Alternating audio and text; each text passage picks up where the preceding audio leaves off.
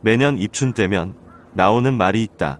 출래불사춘, 즉 봄이 왔지만 봄 같지 않다는 것이다. 2월 4일은 절기상 봄이 시작된다는 입춘이다. 만물이 소생해야 할 봄의 시작이래 오히려 추워지는 경우도 허다해 입춘 한파라는 말도 생겼다. 왜 이럴까? 입춘을 포함한 24절기는 음력의 미비한 점을 보완하기 위해 고대 중국에서 고안해냈고 우리나라 등 일부 아시아 지역에서 음력과 함께 사용하고 있다. 달의 위상 변화를 기준으로 한 음력은 계절의 변화를 정확히 잡아내지 못한다. 그래서 식물이 자라고 꽃이 피는 시기를 정확히 맞추기 어려웠다. 식물의 성장은 태양의 움직임에 따라 달라지기 때문이다.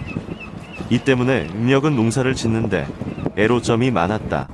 그래서 농사에 유용하게 활용하기 위해 양력인 24절기를 도입했다.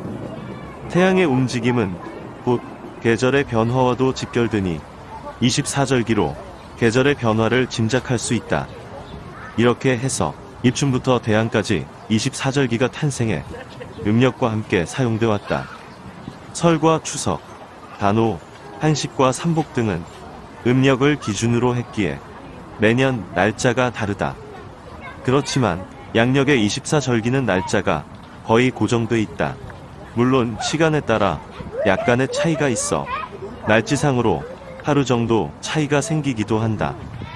여길에 따르면 보통 입춘일은 2월 4일쯤인데 올해 2021년 입춘은 2월 3일 밤 11시 59분부터 시작하기 때문에 달력에는 입춘일이 2월 3일로 돼 있다.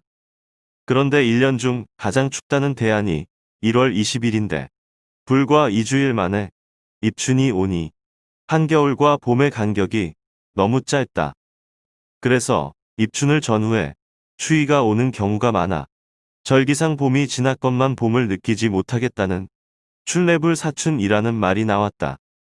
매년 입춘 한파가 반복되다 보니 이 같은 말이 생겼을 것이다. 그럼 태양의 움직임을 통해 계절의 변화를 잘 읽어낸다는 24절기에서 왜 입춘이 매번 출래불사춘이 되는 것일까? 24절기를 창안한 고대 중국은 지금의 허난성의 위치에 있다. 은나라가 건국된 지역이다. 특히 이곳 낙양은 오랫동안 고대 중국의 수도였다. 때문에 24절기는 낙양을 중심으로 계산됐다고 볼 수 있다. 낙양은 지금의 로양시로 위도가 34도이니 서울의 37.5도에 비해 위도가 낮아 날씨가 온난하다. 우리나라의 부산이 34도여서 낙양과 위도가 같아 24절기는 부산을 중심으로 한 남부지방에 잘 맞는다고 할 수 있다. 때문에 서울을 중심으로 한 중부지방은 날짜의 간극이 다소 생길 수밖에 없다. 낙양과 위도가 같은 부산은 실제 입춘일을 전후해 봄꽃이 피기 시작한다. 그래서 남부지방에서는 출래불사춘이라는 말이 통하지 않는다. 그러나 서울을 중심으로 한 중부지방은 입춘이 지나도 여전히 쌀쌀하다. 3월 중순쯤 되어야 봄이 실감된다. 그래서 중부지방은 낮의 길이가 길어지기 시작하는 3월 21일 전후, 즉 춘분일이 오히려 입춘의 의미에 더 맞는다는 주장이 설득력을 얻고 있다. 그런데 중부지방을 중심으로 입춘일을 정한다면 남부지방은 맞지 않게 된다.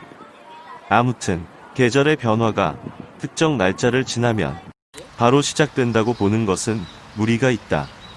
계절의 변화는 기운의 변화이다. 입춘이 지났지만 겨울에 찬 기운이 가시지 않았다 하더라도 땅 속에서는 새 생명이 움트고 있으니 봄의 기운이 왔다고 할 수 있다. 다만 중부지방은 남부지방에 비해 피부로 느끼는 체감 기온이 봄이 아니니 중부지방에서는 앞으로도 계속 출래불사춘이 계속될 것으로 보인다.